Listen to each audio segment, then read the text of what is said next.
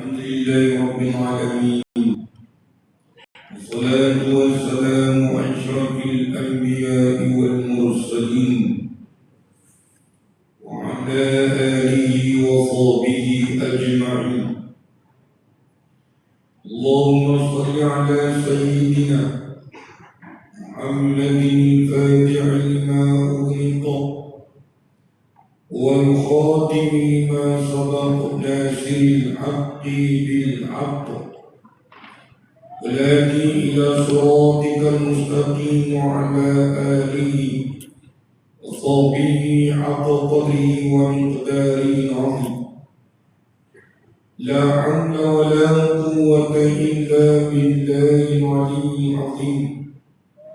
لا حول ولا قوة إلا بالله العلي العظيم. بسم الله الرحمن الرحيم. بسم الله الشافي، بسم الله الكافي، بسم الله المعافي، بسم الله الذي لا يضر مع اسمه شيء في الأرض ولا في السماء وهو السميع العليم. آمين يا رب العالمين. ثم أما بعد. Hormati Tuan Imam dan Bilal EJK Masjid Muslimin Muslimat, ibu-ibu, ayah-ayah, mati-mati, atuk-atuk, nenek-nenek sekalian, alhamdulillah. Bersyukur kita kepada Allah malam ni, hari ni, tahun baru ni Allah Ta'ala masih lagi hidupkan kita. Seperti mana yang saya bagi tahu, hidup dan mati ni ialah pilihan daripada Allah. Allah yang pilih. Malam ni aku nak hidupkan Tok Imam lagi. Itu yang Tok Imam boleh datang sembahyang tu, jadi imam. Malam ni aku nak matikan Tok Imam. Tok Imam datang dulu, tapi kita yang sembahyangkan untuk Tok Imam. Kerana hidup dan mati ni, ibu-ibu, ayah-ayah sekalian, pilihan Allah Ta'ala. Allah Ta'ala yang pilih sama ada nak menghidupkan seseorang maupun nak mematikan seseorang. Jadi malam ni Allah Ta'ala pilih itu untuk hidup. Mudah-mudahan dengan kehidupan ini dapatlah kita berterusan melakukan kebaikan, silap kembali balik kepada Allah.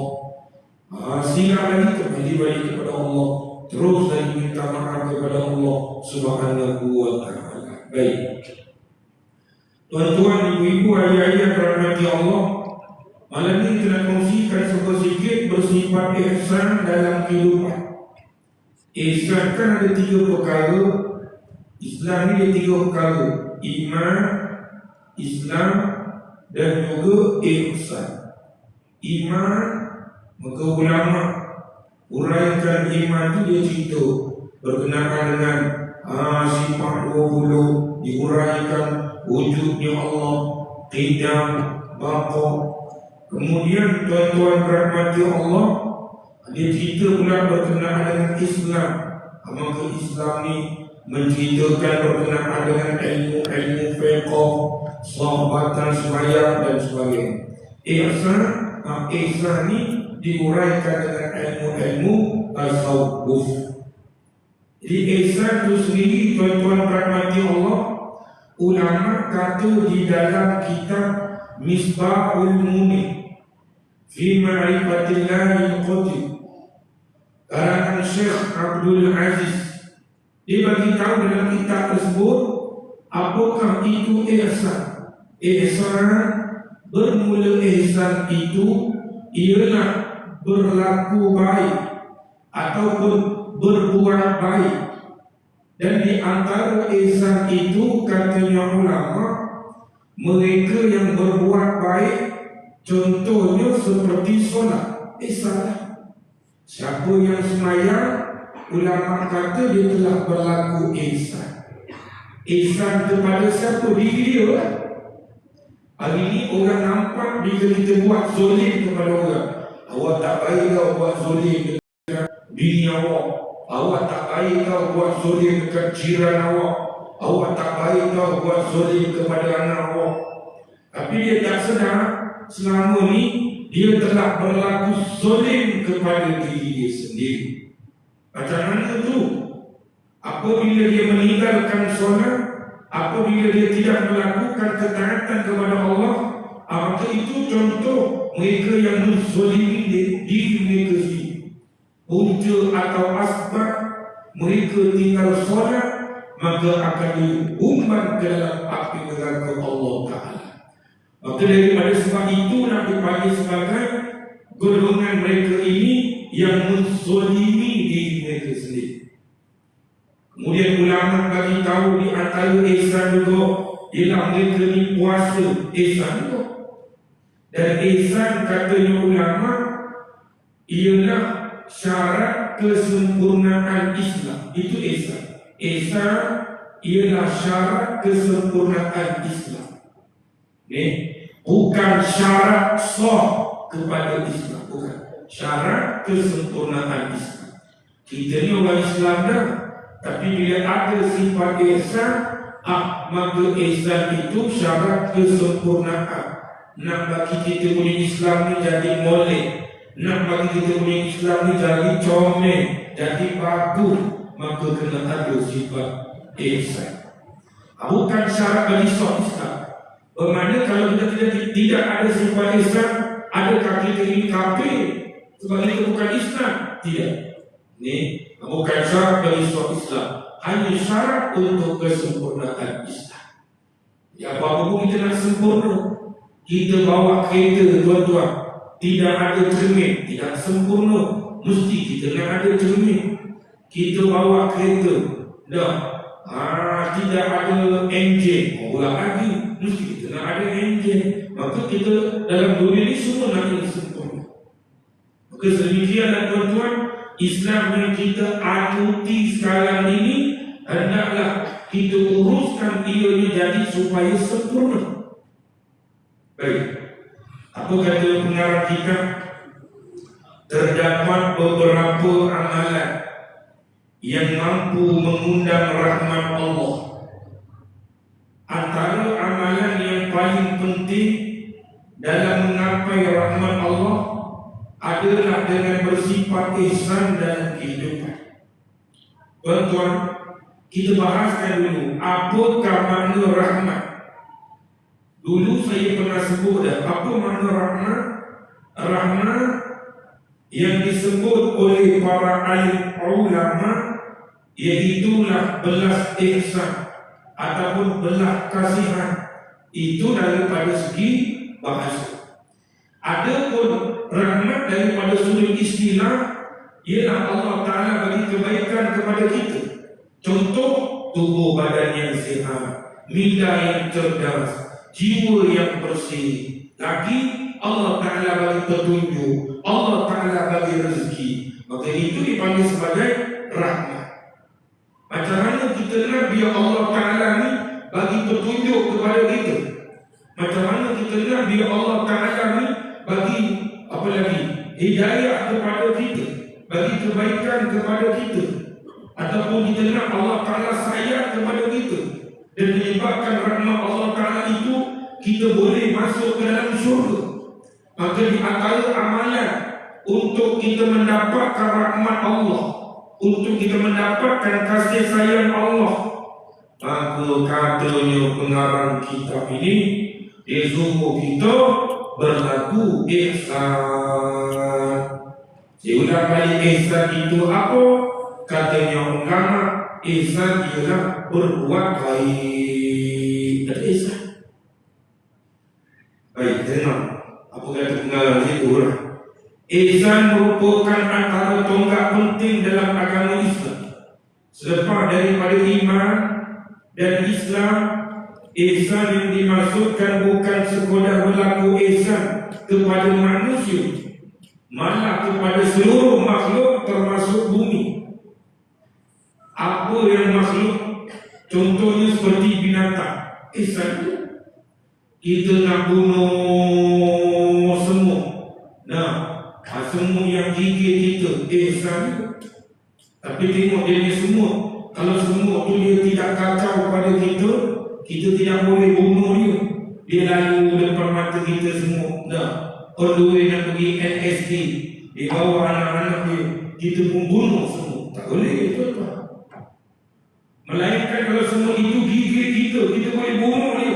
Tapi bunuh cara ihsan. Kita tidak boleh bunuh semua. Tarik kaki dia, satu letak sebelah utara, satu lagi kaki letak sebelah selatan, kepala letak sebelah timur. Nah, tak boleh, tuan-tuan. Dan semua itu biarlah semua yang membahaya pada kita, gigit dan sebagainya. Seperti mana semua kerga. Itu berlaku ihsan pada binatang. Sebab itu disebut, hendaklah kita ini berlaku ihsan bukan semata-mata kepada manusia sahaja. Manusia tentu-tentulah kita kena buat baik, akan tetapi kepada seluruh makhluk yang ada di atas muka bumi Allah Subhanahu wa ta'ala, kena berlaku ihsan. Kita nak bunuh lipas, sama juga, kena berlaku ihsan. Tak boleh kita bijak sekali lipas, dia pun jalan sengit seperti mana trailer pecah tayar sebelah, kita pun biarkan padam muka lipas. 2 minggu baru dia nasrah. Kemudian minggu ketiga dia mati. Sebab kita bijak. Ini manusia yang tidak berlaku ihsan kepada binatang. Walaupun binatang itu binatang dosa, betul. Tak boleh ibu-ibu, ayah-ayah rahmati Allah Ta'ala sekalian, kita bunuh dengan cara yang tidak berlaku ihsan. Ular masuk dalam rumah kita, kita pun cekik dia, kita gantung dekat pokok kelapa, 2 bulan baru dia mati. Ini manusia yang tidak berlaku ihsan. Dia bela kucing, kucing dia tu letak dalam sangka, dia tidak bagi makan walaupun kucing, maka ini manusia yang tidak berlaku ihsan kepada binatang. Sebab tu bila kita bela kucing, wajib kita bagi makan. Kalau kucing orang lain datang ke tempat kita, sunat kita bagi makan. Dia nak makan, kita bagi makan. Dia nak baru ni saya tengok ada juga yang grup viral, kucing satu ketiga kat masjid menoreh. Jadi tuan-tuan rahmati Allah, itu yang berlaku ihsan. Berlaku ihsan kepada binatang, buat baik kepada binatang, disuruh.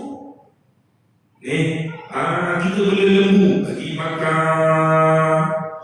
Ini ada setengah. Mungkin di bandar ni tidak ada. Kalau di kampung ada. Dia boleh lembu, tuan-tuan. Hari-hari dia boleh lembu, dia lepas macam itu lembu ni. Lembu dia pun masuk rumah sana, masuk rumah sini, belok sana, belok situ. Akhirnya tuan tanah yang lembu tu belok, dia bubur baju, racun dan sebagainya kepada lembu. Lembu tu pun mati. 5 ekor mati. Pandang kita cakap ke tuan dia, pandang ke lembu kau, aku racunkan, mati. Yang bersalah tu bukan lembu, yang bersalah itu tuan lembu. Sepatutnya kalau kita nak racun, janganlah kita racun lembu, racun tuan lembu. Bagi tuan lembu tu mati. Tapi kita pergi racun lembu banyak di kampung-kampung. Ini dia tidak berlaku ihsan kepada binatang. Banyak. Cerita ni bukan cerita baru, cerita lama dah. Kadang-kadang lembu kambing terlepah, tak tahu siapa unjuk. 2-3 hari datang, hari keempat dia bubur racun.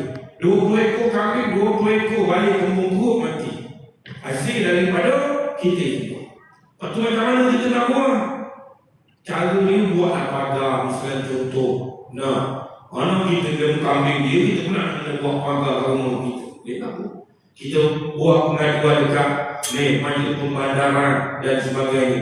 Kita tangkap dulu, cari tuan dan sebagainya. Betul. Yang naknya jangan kita mengkhianati binatang. Tak boleh tuan-tuan, semua makhluk. Sama ada kita buat pencemaran alam, kita bubur toksik, boleh merosakkan sungai, pun tak boleh. Tak boleh juga tuan-tuan rahmati Allah. Kalau betul-betul lah kita ni nak mendapat rahmat daripada Allah Ta'ala, kena buat kan. Alam sekitar pun kena jaga, pembersihan pun kena jaga. Selain daripada manusia, yang disebut tu selain daripada manusia. Kalau manusia lebih lagi. Kita nampak anak orang nak lintas jalan, mak dia tak ada, tuan-tuan, kita bantu anak orang lintas jalan. Ni kadang-kadang anak orang lintas jalan, kita buat tak tahu aja. Tapi kalau bini orang lintas jalan, oh betul, kita bantu. Jadi tuan-tuan rahmati Allah, yang kita nak bahas kali ini, buat baik kepada makhluk selain daripada manusia. Manusia tentu-tentu. Di antara yang kita buat baik kepada manusia, yang namanya anak yatim, kena buat baik. Nabi kata siapa yang jaga anak yatim, dia akan masuk syurga yang tertinggi dari anak yatim. Jangan ambil kesempatan ke atas anak yatim. Jaga anak yatim sungguh-sungguh.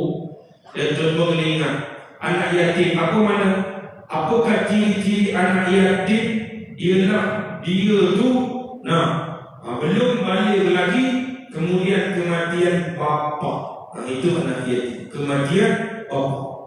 Bapa kandung dia lah meninggal dunia, tercekik, dikencok, mati. Jadi anak dia umur berapa? Anak dia umur 2 tahun. Anak dia tu anak yatim. Jadi tuan-tuan rahmati Allah, orang yang jaga anak yatim ni di antara berlaku ihsan kepada manusia. Lagi kata Nabi SAW, siapa-siapa ni yang hati dia keras. Ada seorang sahabat berjumpa dengan Rasulullah, ya Rasulullah, hati aku ni keras, payah nak dengar ceramah. Asyik ustaz ceramahnya tidur, asyik ustaz ceramahnya saya tidur, asyik saya tidur dia ustaz ceramah. Kalau ustaz tak ceramah tak tidur pula. Jadi payah nak menerima nasihat. Benda-benda yang baik ni payah nak masuk dalam hati. Maka ada seorang mengadu kepada Rasulullah. Rasulullah pun kata, kamu bagilah makan kepada anak yatim, sayangilah anak yatim, usaplah kepala anak yatim. Nescaya kamu akan dilebutkan hati oleh Allah Ta'ala. Mafhum hadisnya lebih kurang begitu. Jadi tuan-tuan rahmati Allah, kalau hati kita keras ni, rasa ustaz ceramah ni aku rasa tak boleh terima. Kadang-kadang rasa macam nak lawak tu imam. Kadang-kadang tu imam baca surah panjang sikit, aku mula dah tak sedar hati, mula dah bagi hamun dalam hati. Aku tu imam ni, aku petak imam. Misalnya tu pada Allah lah, bukan aku fungsi. Kalau aku fungsi terlalu baca punya dalam hati. Misalnya contoh, maka tuan-tuan kena hati. Karena orang yang hati dia lembut, dia suka dengan kebaikan, Tetapi orang yang hati dia keras, payah untuk mendengar kebaikan. Maka caranya Nabi SAW bagi tahu, kalau hati kita keras, pergi jumpa anak yatim, usap kepada anak yatim, bawa bini kita, hujung minggu, hujung bulan, pegang bini kita, bawa pergi rumah anak yatim, usap kepala anak yatim, lampu anak yatim, bagi tahu kat bini kita yang selai lampu anak yatim apa usap. Allah Akbar. Ni banyak pahala itu baru selai rambut. Allah banyak pahala usap rambut anak yatim. Tu baru kepala anak yatim, pahala banyak dah. Bayangkan kalau abang usap kepala mak anak yatim, lagi banyak pahalanya. Betul juga abang. Siaplah abang balik nanti. Palang sekali lembu tu ada lagi sesi berbuah hati. Jadi tuan-tuan rahmati Allah, itu di antara contoh berlaku ihsan kepada manusia. Lagi contoh berlaku ihsan kepada manusia, buat baik kepada ibu tunggal. Siapa tu ibu tunggal? Janda. Buat baik kepada ibu tunggal. Kerana bila suami dia mati, dia dipergantung tanpa tali. Jangan kita biarkan begitu saja. Jadi macam lagu pula, dibiarkan begitu saja. Kalau di kampung kita, di taman kita ni, ada ibu tunggal, lebih-lebih lagi dari ibu tunggal, asnaf pula bantu. Sebab apa? Nabi SAW bagi tahu ada 2 perkara.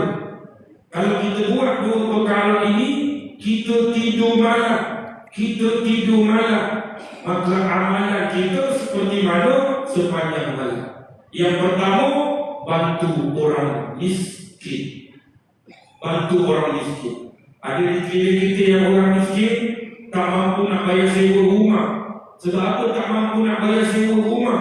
Disebabkan ekonomi merosot ataupun disebabkan gaji tak cukup bagi anak makan, bayar ni bayar tu, akhirnya tak sempat nak bayar sewa rumah. Tak mampu, kita tolong bayar. Jangan, kenapa awak tak mampu bayar sewa rumah?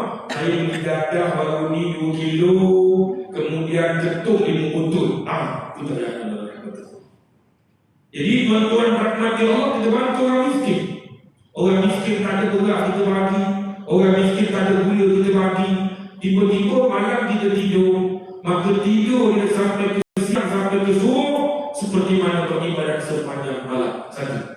Yang kedua, tuan-tuan rahmati Allah, siapa-siapa yang bantu ibu tunggal, siapa-siapa yang bantu janda ibu tunggal, ibu tunggal tak ada beras, dia bagi. Ibu tunggal apa? Tak ada ikan nak makan, dia bagi. Tak ada ayam nak makan, dia bagi. Ibu tunggal tak ada suami, dia rekomenkan diri dia jadi suami. Boleh pun kita bantu ibu tunggal. Rasulullah SAW pun banyak isteri-isteri beliau ibu tunggal. Dan Rasulullah nak bantu tuan-tuan rahmatullah. Jadi tuan-tuan, balik nanti jumpa ini kita yang kampung kita ni, saudara impian banyak ibu tunggal. Jadi abang ingatkan nak ambil dah janda tepi rumah kita tu buat isteri abang kedua. Bini kita pun pegangkan kita, abang kalau itulah niat abang baik, saya restu abang. Abang ambil dia orang saya pada sana. Tobat lahum dia akan kata nanti itu. Ini matakan kata sampai kiamat. Jadi tuan-tuan rahmati Allah, itu contoh kita berlaku ihsan kepada manusia. Kalau kita nak mendapatkan rahmat Allah, sebab itu tuan-tuan rahmati Allah, kalau ada binatang, contohnya kucing lah dalam rumah itu, bagi makan pada dia. Tapi itulah sifat kucing, sifat binatang lah senang. Bila kita bagi makan, tuan-tuan dia bagi buluh, kita bagi makan dia bagi buluh, tuan-tuan. Macam kat rumah saya itu ada monyet. Tuan-tuan rahmati Allah. Satu hari itu saya campak roti canai dekat dia. Besok dia datang lagi. Dia kata saya tak bagi roti canai. Dia bedah pula makanan kucing kita. Habis kita apa.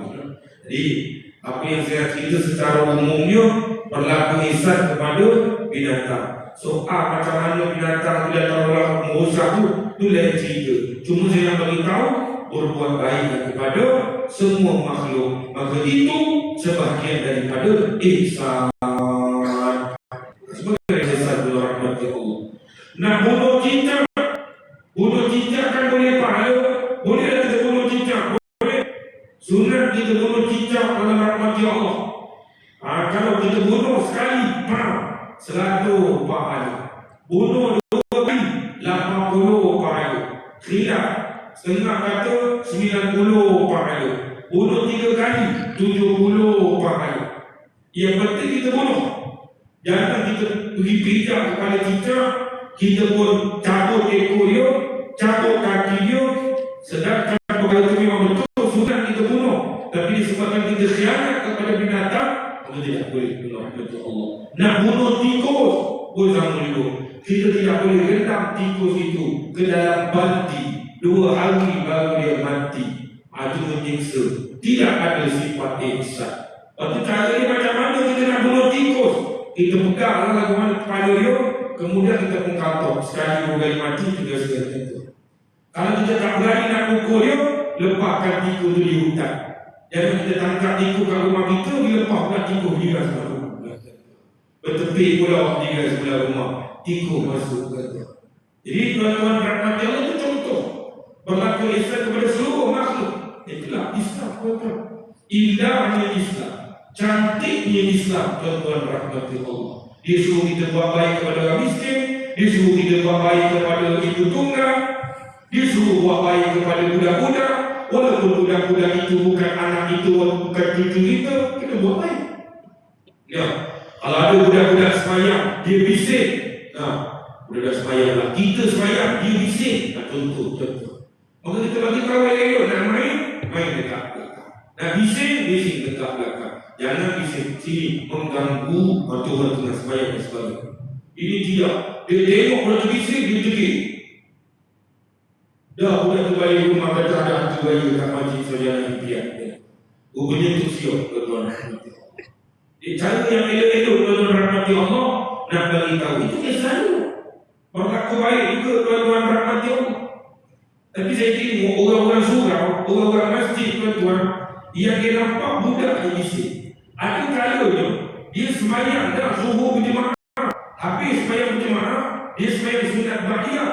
Habis sunat ba'diyah dia nak keluar, dia bersimbang kuat-kuat dengan kawan dia, sedangkan di belakang ada jemaah baru pula. Dia bersimbang, dia tak rasa nak mengacau orang tengah semayang. Ini yang saya nampak tuan. Ini yang selalu saya rasa. Yang dia rasa budak-budak bising waktu jemaah pertama. Betul lah dia tu. Tapi dia tak rasa dia sendiri bising. So waktu dia semayang sunat ba'diyah, lepas selesai semayang sunat ba'diyah, ada orang tengah semayang di belakang dia. Bersifat dengan masalah pun. Dia tak rasa lagi cuma mengganggu orang tengah solat. Itu dia tuan-tuan rahmati Allah Subhanahu wa ta'ala. Ataupun orang tua, walaupun orang tua itu bukan mak kita, kena berlaku ihsan. Orang tua nak nikah jalan, tak ada tak ada, kita tolong. Orang tua nak keluar daripada masjid pakai kursi roda, kita bantu dia. Tuan-tuan rahmati Allah Subhanahu wa ta'ala. Itulah Islam, indah Islam tuan-tuan. Yang muda kita sayangi, dan yang tua kita hormati, yang canda kita kahwini. Akan bagus tu Islam tuan-tuan rahmati Allah. Benar? Baik tuan-tuan. Firman Allah Subhanahu wa ta'ala, وَلَا تُفْسِدُوا فِي الْأَرْضِ بَعْدَ إِصْلَاحِهَا وَادْعُوهُ خَوْفًا وَطَمَعًا إِنَّ رَحْمَةَ اللَّهِ قَرِيبٌ مِنَ الْمُحْسِنِينَ. Dan janganlah kamu berbuat kerosakan di bumi sesudah Allah menyediakan segala yang membawa kebaikan padanya, dan berdoa kepadanya kepada Allah dengan perasaan bimbang kalau tidak diterima, dan juga dengan perasaan kalau mengharapkan supaya makbul. Doa tadi bimbang takut kalau tak diterima. Ini dia suruh mengharapkan supaya diterima. Aku malu ni. Ini dia kepada Allah. Dipanggil sebagai khauf dan juga roja. Apa-apa amal ibadat yang kita buat, kita kena ada takut kepada Allah Ta'ala. Kemudian kita berharap supaya Allah Ta'ala terima amal ibadat kita. Kita doa kepada yang doa bukan Allah Ta'ala terima pun. Soal terima tak terima, itu terserah kepada Allah Ta'ala. So tuan-tuan doa, ya Allah, ya Tuhanku, berilah kesihatan kepadaku. Hati takutnya Allah Ta'ala tak terima dulu. Nah, 50 lagi, mudah-mudahan Allah Ta'ala terima. Kalau dia berasa Allah Ta'ala terima, dia akan buat ini. Macam semayang tu.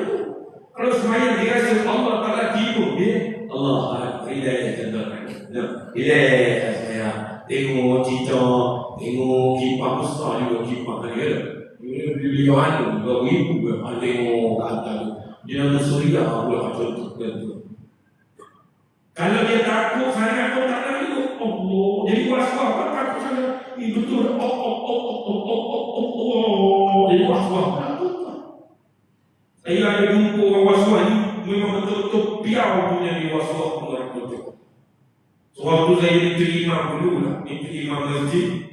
Lepas dia pula jadi terima masjid. Ni, ada satu masjid dulu di Kelantan, di belakang wakaf CDA ni.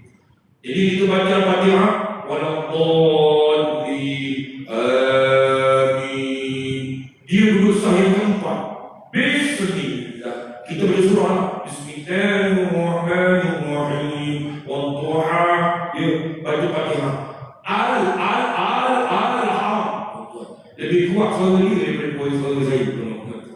Ada betul-betul was-was ni, betul-betul dia takut hakimun bagaimana tiba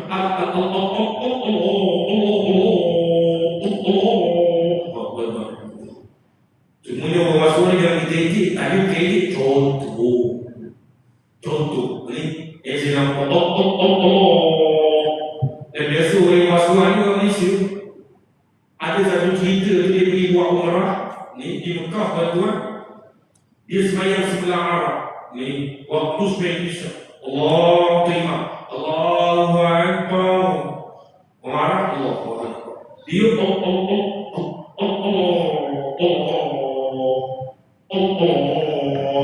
Jadi orang Arab nanti macam mengganggu dia. Oh, atau apa? Allah. Rupanya kena berpuk atas belakang tuan-tuan, baru boleh masuk takbir dengan dia. Macam-macam. Ini cerita betul. Ada yang takbir nak masuk niat dia punya waswah. Allahu Akbar. Ada. Ini kena main-main tu. Ini ada. Barak dalam rahmat Allah. Ini. Berlaku tuan-tuan dengan berlaku macam ini. Kata amin niat dekat depan, masuk dalam hati. Macam-macam. Jadi tuan-tuan rahmati Allah, sebab tu semasa kita hidup sekarang ni kena ada dua sifat, khauf dan juga rojak. Takut dan juga mengharapkan Allah Ta'ala terima amal ibadat kita. 50 takut, 50 harap. Doa, di sana kita doa. Ya, apabila kita berdoa kepada Allah dan berharap kepada Allah, dalam bahasa sampai takutnya Allah tak terima doa ke Allah, baru kita bersungguh-sungguh dalam rahmat Allah. Lebih-lebih lagi qiyamul. Biasanya adalah imam-imam jemputan qiyamul. Lebih-lebih lagi 10 malam terakhir. Saya pun pernah juga dijemput. Kata Ustaz, mintalah Ustaz untuk jadi imam qiyamul. Kalau boleh nak minta Ustaz doa tu, imam qiyamul tu menangis-nangis sini Ustaz. Dia ingat saya ni pelakon, kena menangis, dia tak menangis tu. Memanglah muka saya macam patah amin. Tapi saya bukan dia boleh berlakon. Ya, kalau nak menangis, nak gembira, nak sedih, nak apa, kena panggil artis.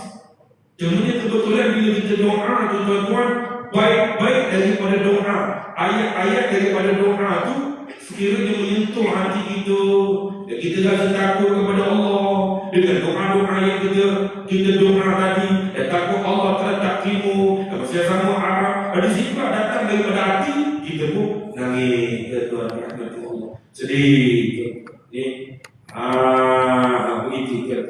Waktu dia nak menangis ni tuan-tuan, dia bukan boleh buat apa yang datang daripada hati.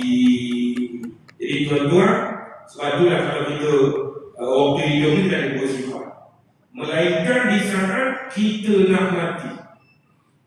Bukan kita lah, ibu-ibu di saat ibu-ibu nak mati, duduk dekat hospital, doktor kata, wahai ibu, wahai mati, wahai kakak, tak lama dari umur ni, lebih kurang 3 hari.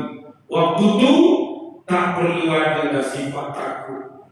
Bukan takut Allah Ta'ala, takut Allah Ta'ala tak terima ibadah, takutnya ibadah kita ditolak oleh Allah. Tak perlu dah ada waktu itu.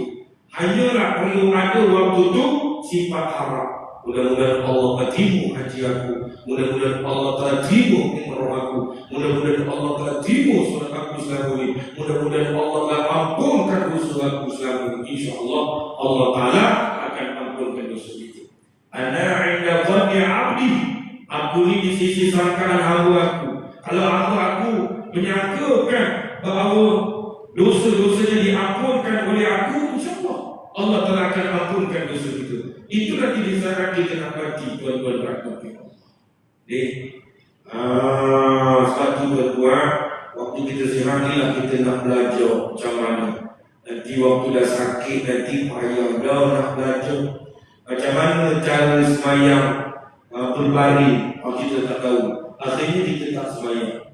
Kita mengharapkan nanti sihat, kita kotor. Rupa-rupanya tak sempat sihat nanti. Mana kita tak? Waktu sihat ni lah kita nak belajar tuan-tuan. Nah, waktu sihat ni tuan-tuan rahmatnya Allah. Sama juga, macam mana di saat kita nak mati itu, apa yang perlu kita buat. Waktu kita sihat dulu kita belajar, kena buat sekian-sekian. Waktu kita sakit baru kita buat, tuan-tuan rahmatnya Allah. Jadi waktu sakit baru nak belajar. Tuan-tuan rahmatnya Allah. Waktu sihat ni lah ambil kesempatan untuk datang ke rumah Allah belajar. Nanti kalau duduk kat hospital kajang nanti orang tanya, wahai Encik Mustafa, kamu ni kami tengok ni dalam keadaan penyakit kamu semakin merebak. Lebih kurang seminggu lagi lah yang ke hayat kamu ni mungkin akan mati. Waktu tu banyak baca suratul Ikhlas. Qul Allahu ahad, Allahu samad, lam yakul lahu kufuwan ahad. Kemudian tuan rahmati Allah, banyakkan sebut la ilaha illallah, la ilaha illallah. Kemudian jangan tinggal sembahyang. InsyaAllah tuan mati dalam keadaan kebaikan. Ini yang kita kena akui dan belajar supaya ia menjadi peneman kepada kita ilmu tersebut sebelum lagi pada kita bertemu dengan Allah. Jadi kita doa bersungguh-sungguh sikit. Waktu berdoa kepada rahmati Allah, biar bersungguh-sungguh sikit. Bila terima doa, Allahumma ahina bil iman.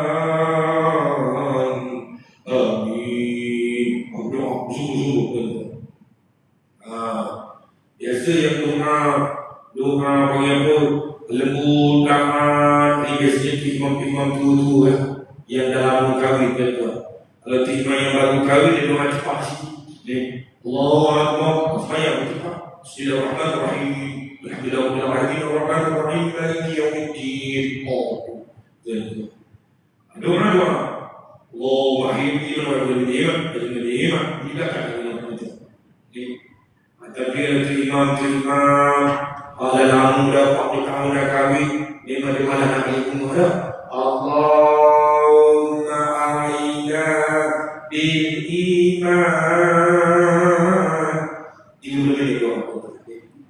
Tapi tuan-tuan rahmati Allah, tak kira doa macam mana pun, yang penting kita ni berakal. Di antara adab-adab doa tuan-tuan, kita angkat tangan, janganlah kita punya masih ikut itu ada.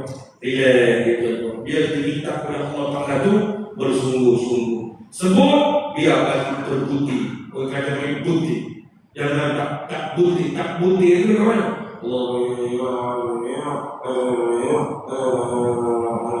Bukti tak boleh. Dia sebut benar-benar laju tak apa. Yang itu.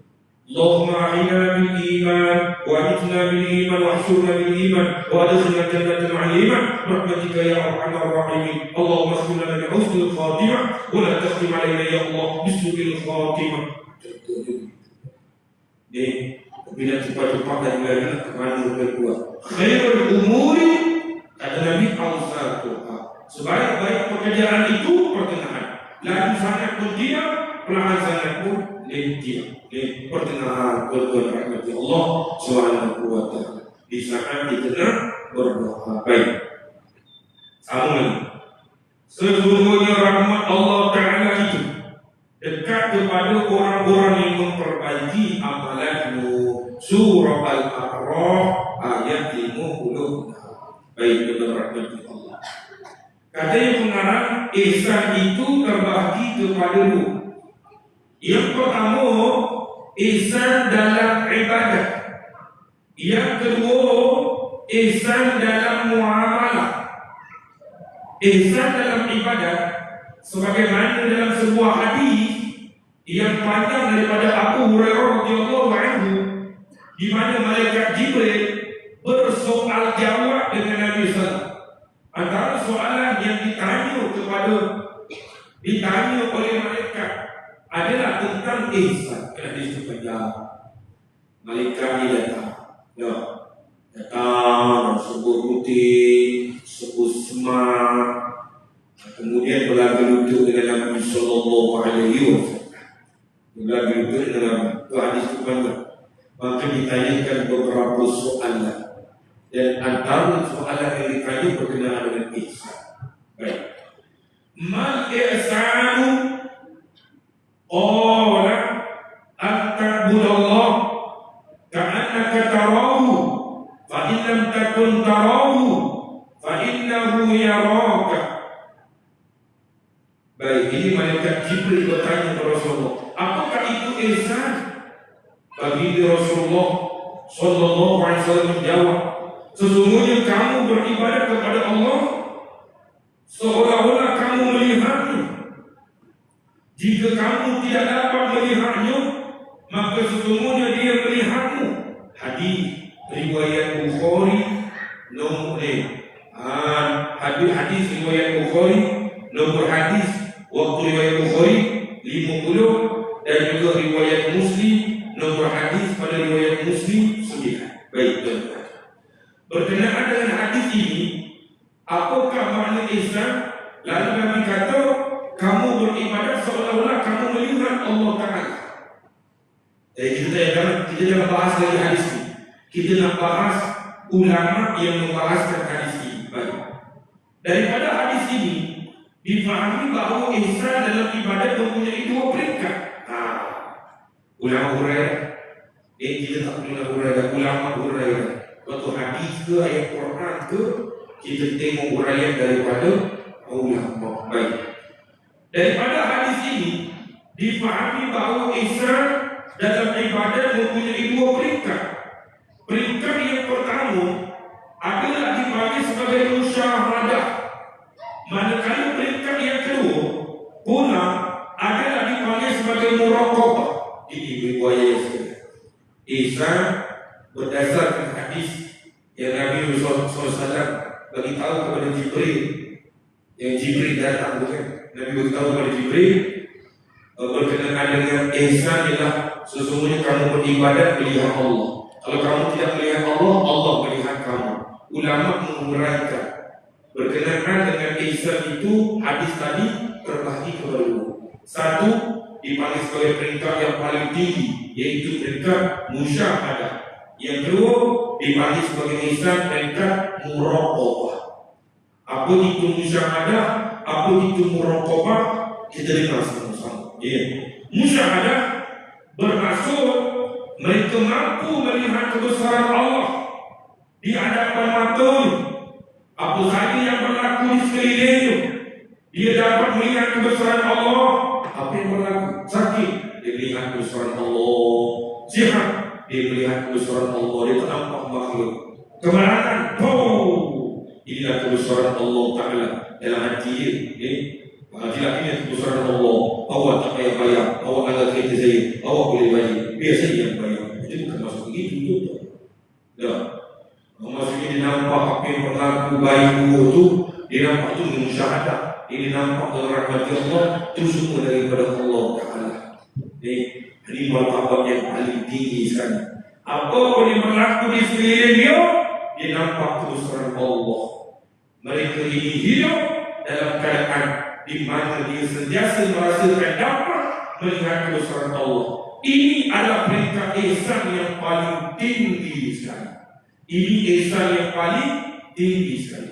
Dipanggil sebagai peringkat musyahadah. Kita bayar dapat peringkat musyahadah. Biasa ulama-ulama wali-wali dia dapat peringkat musyahadah. Kalau kita nak dapat juga peringkat musyahadah, kita kena mujahadah dalam rahmat Allah. Baru boleh dapat peringkat musyahadah. Jadi tuan-tuan rahmat Allah, kadang kita ni nampak Allah Ta'ala berlaku. Yang bagi sakit Allah yang berrezeki semua, Allah Ta'ala dia tak nampak dapat makhluk dalam rahmat Allah. Itu peringkat ihsan yang paling tinggi sekali. Yang kedua dipanggil sebagai muraqabah. Ihsan martabat musyahadah mungkin kita tak ada. Kita tengok muraqabah, kita dapat peringkat muraqabah. Muraqabah pula bermaksud dia sentiasa merasakan Allah Ta'ala sentiasa memerhatikan dia. Muraqabah adalah sifat yang lebih rendah daripada musyahadah. Apabila seseorang mempunyai sifat muraqabah, secara tidak langsung amalannya akan menjadi baik. Mereka yang bersifat muraqabah tidak akan melakukan maksiat kerana dia sentiasa merasakan Allah Ta'ala sentiasa memerhatikan dia. Muraqabah. Dia musyahadah, dia nampak semua kebesaran Allah. Adapun muraqabah ni, dia merasakan bahawa Allah Ta'ala sentiasa memerhatikan dia. Ibarat kita duduk dalam masjid, CCTV yang selalu memerhatikan kita. Maka dia takut untuk melakukan kejahatan. Dalam kitab lain ulama bagi tahu, ihsan juga ialah mereka buat ibadat cukup dengan syarat, cukup dengan rukun, buat ibadat tidak ada ujub, buat ibadat tidak ada riak, buat ibadat ada khusyuk, maka itu dipanggil sebagai ihsan. Sebaliknya kalau tidak ada itu, maka katanya ulama, orang ini tidak ada ihsan dan dia tidak layak untuk mendapat pahala daripada Allah Ta'ala. Baik tuan. Nah itu merokok Allah rahmat Allah. Dia sentiasa merasakan Allah memperhatikan dia. Dia nak buat jahat pun takut, nak tinggal solat pun takut, nak menipu pun takut, nak makan rasuah pun takut. Betul tak? Baik. Bagaimana pula dengan kita? Adakah kita mencapai tahap musyahadah atau muraqabah? Mana kita? Kita musyahadah ke atau muraqabah? Ataupun kita tidak ada langsung mencapai tahap kedua-dua peringkat ini? Tepuk dada, tanyalah iman. Bukan tepuk dada, bahan bioi kedua tidak perlu. Tepuk dada tadi iman, aku ada musyahadah. Musyahadah takut. Bermakna dia tidak ada sifat ihsan. Tengok pula muraqabah ada tidak. Muraqabah pun tak ada juga. Apa tu bila muraqabah pun tak ada juga, dikategorikan sebagai tak ada sifat ihsan lah tu. Lepas tu kita nak buat macam mana? Usaha lah bagi jadi adu. Usaha. Baik. Jika kita mahu mengetahui adakah kita mencapai tahap muraqabah, kita nak tahu macam mana cara dia terima. Kita nak tahu bahawa kita ni ada tahap sifat ihsan muraqabah. Baik. Maka lihatlah bagaimana keadaan amal ibadat kita. Apabila kita melakukan seseorang diri, adakah kita memakai pakaian yang sama seperti kita memakai sewaktu pergi ke masjid? Atau ihsan. Tuan-tuan pergi masjid pakai sebar, pakai jubah. Kenapa? Pergi masjid supaya sedemikian. Di rumah tuan-tuan pakai kain batik supaya baju memakai tuan-tuan. Ini contoh. Nak kenal ada ihsan ataupun tidak ada ihsan. Kita sama ayat seperti itu.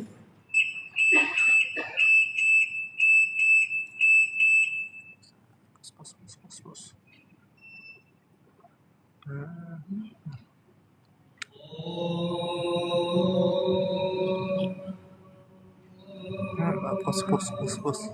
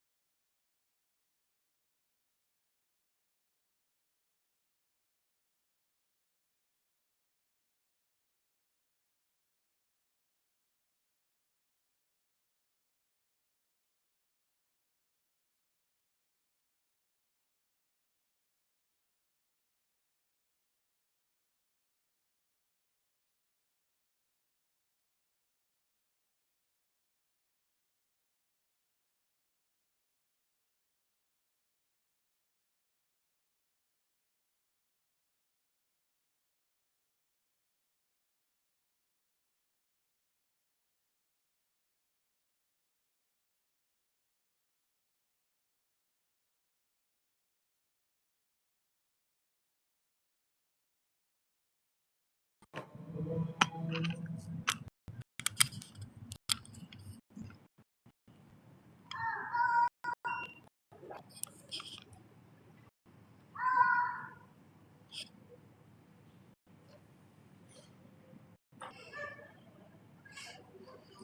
salli ala Sayyidina Muhammad wa ala ali Sayyidina Muhammad. Baik tuan-tuan, dia bagi tahu tadi, nak tahu kita ni ada ketidak sifat ihsan tahap merokok makruh. Maka cuba tengok diri kita. Jangan tengok diri orang lain, tengok diri kita. Sewaktu kita beribadat di rumah dan bersorang diri, kita ada nak pakai pakaian yang sama seperti mana kita pergi masjid. Adakah kita segera memakai baju Melayu lengkap bersama wangian ketika menunaikan solat seorang diri? Baik, ada tanya tu.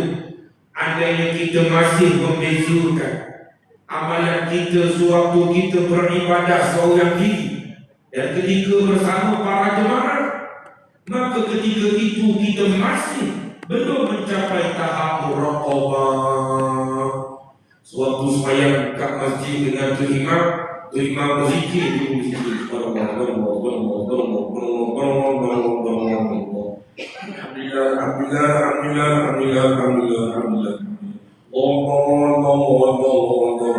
Itu waktu dekat masjid.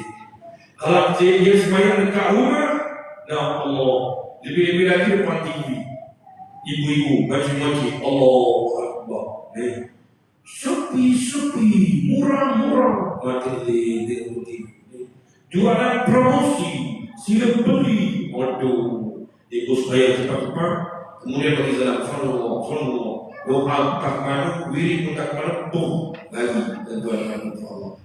Itu dia tidak ihsan, tapi ibu-ibu tidak sampai lagi tahap ihsan muraqabah, tidak ada lagi. Supaya dekat rumah bagi salam, sallallahu, lagi. Supaya pun tuan-tuan pakai kain, supaya tuan-tuan pakai kain, betul tuan orang, dia pakai kain sini. Itu pun kain batik, bini ni. Kalau nak sedap lagi, pakai kain kapan. Lagi khusyuk sebenarnya. Ada seorang sahabat saya, ni Ustaz Piu saya, bukan dai saya itu lain. Dia Piu saya. Dia dulu di Perak tuan. Dia ceramah di satu surau. Ada seorang makcik itu, dia kata, Ustaz nak balik ke? Mana balik dah? Saya ada hadiah nak bagi dekat Ustaz. Hadiah? Iya. Tapi hadiah ni kalau Ustaz nak pakai sendiri pun boleh, Ustaz nak bagi kat orang minum pun boleh. Iya ke? Iya. Jadi kawan saya pun terima lah kotak soal nak balik. Jadi tuan-tuan daripada surau sampai ke rumah dia bawa balik ke rumah dia. Sampai ke rumah dia buka lah, ingatkan dia kapal buka kain kapan. Dia hadiahkan kepada Ustaz. Sebab tu Ustaz banyak ingat hati tuan-tuan. Kadang-kadang pagi kita pun dekat sebelah Baitul Nazar, pagi penceramah Baitul Nazar, pengurusi pagi jauh, bukan sini lah, sini tak ada kepala yang dekat. Jadi tuan-tuan berhormati Allah, itu dia tuan-tuan. Kita membezakan amalan di rumah lain, amalan di masjid di surau lain, maka itu dipanggil sebagai tidak ada sifat ihsan, maka merokoklah. Baik. Jika mereka berbuat maksiat ketika berada seorang diri, maka mereka masih belum dapat merasakan bahawa Allah sentiasa memerhatikan setiap masa. Duduk surau depan orang ramai, sampai nak putus tasbih, Allah, la ilaha illallah. Belakang orang duduk dalam bilik seorang diri, dia buat maksiat. Tu pun dikira mereka ini belum lagi menyampai atau belum lagi sampai ihsan martabat muraqabah. Duduk depan orang lain, belakang orang lain, depan orang punya dah tak berhenti sembahyang sunat, belakang orang wajib pun dia tak sembahyang. Misalnya contoh, ini orang yang tidak ada sifat ihsan martabat muraqabah. Baik. Cuba bayangkan kita duduk dalam sebuah bilik berseorangan. Di tangan kita terdapat sebuah telefon bimbit yang mempunyai kelajuan internet yang tinggi. Oh, ini kita nama sekarang ni. Pada situasi tersebut, apa yang kita akan lakukan? Adakah kita memilih memegang tasbih dan berzikir atau memegang telefon bimbit? Oh, dia buat pada soal. Fikir. Kita ada telefon comel canggih, internet berlaju, bukan 4G, 10G, tuan-tuan, orang berlaju tuan-tuan. Tak tekan lagi, niat baru, terbuka, orang selaju tuan-tuan, internet, dahsyat dengan rahmat Allah. Macam AI sekarang kan, mudah. Jadi tuan-tuan rahmati Allah, waktu dia duduk dalam bilik seorang-seorang, dia ada telefon di tangan, internet pula laju, dia nak buat selain contoh. Dalam keadaan situasi macam itu, agak-agak dia pegang telefon bimbit ke, dia pegang tasbih. Baik. Adakah kita memilih membangun, menunaikan solat sunat, ataupun duduk bersandar sambil melayari dunia internet, ataupun kita nak sembahyang sunat ke, ataupun kita nak tengok telefon, melayari internet. Selain contoh, apatah lagi pada ketika tersebut tidak ada yang memerhatikan dan kita mula melayari laman yang tidak sepatutnya. Ini rahmat Allah. Ini bukan cakap budak muda, kerana orang tua pun kita ni risau juga rahmat Allah. Aku kita tengok perkara tidak sepatutnya. Ini yang terbaru, tak silap saya ni. Tahu terbaru berlaku, Februari itu suka tengok di Thailand berlaku juga seorang perempuan umur 17 tahun. Dia kenal dengan seorang mak saleh ni tuan-tuan. Dia nak melakukan zina kepada rahmat Allah. Jadi tuan-tuan rahmat Allah, tiba-tiba perempuan ni dia uzur tuan-tuan. Jadi tak jadi, dia minta muak sikit. Akhirnya tuan-tuan rahmat Allah dibunuh. Maka nak amal sosial. Banyak anak-anak muda itu pun kena amal sosial, yang boleh berzina, yang boleh berkenalan umur 15, umur 14. Di tuan-tuan rahmat Allah, jagalah Quran itu, tengok ada elok. Dia tengok apa, benar. Kadang-kadang ada sembunyi-sembunyi sifat tu, tengok ada elok. Jangan mudah kita nak bagi telefon kepada dia. Baik. Orang tua pun boleh terjebak ini kepada budak-budak tuan-tuan. Apakah maksud Nabi? Apa maksudnya? Maksudnya perbuatan kita, tadi kan dia beritahu kita lebih melayani internet daripada berzikir ke, ataupun kita sembahyang sunat ke. Maka dia beritahu apakah maksudnya. Maksudnya perbuatan kita apabila duduk seorang diri dan duduk bersama orang lain sangat jauh berbeza. Depan orang malaikat, belakang orang syaitan. Contohnya begitulah. Perangai kita berbeza, akhlak kita berbeza. Kerana apa? Kerana kita masih belum, kerana kita masih lupa bahawa sesungguhnya Allah sedang melihat kita. Walaupun kita berseorangan, bermakna juga kita masih tiada sifat ihsan dalam diri. Saya sendiri merasa takut adanya saya tidak memiliki sifat ihsan di dalam hati ataupun di dalam diri ini. Jadi tuan-tuan rahmat Allah, itulah dibuat perumpamaan. Kalau kita masih dari membezakan, depan orang kita baik, belakang orang kita tidak buat baik, maka mungkin kita ni tidak ada sifat ihsan. Musyahadah jauh sekali, muraqabah pun tak ada, bermakna mungkin kita ni tidak ada sifat ihsan. Jadi kita usul depan orang bersembahyang, belakang orang bersembahyang, depan orang berzikir, belakang orang kita kena berzikir. Sebab Allah Ta'ala sentiasa memperhatikan kita. Depan orang ke belakang orang, sentiasa Allah Ta'ala melihat kita juga. Allah. Alhamdulillah. Bismillahirrahmanirrahim. Allah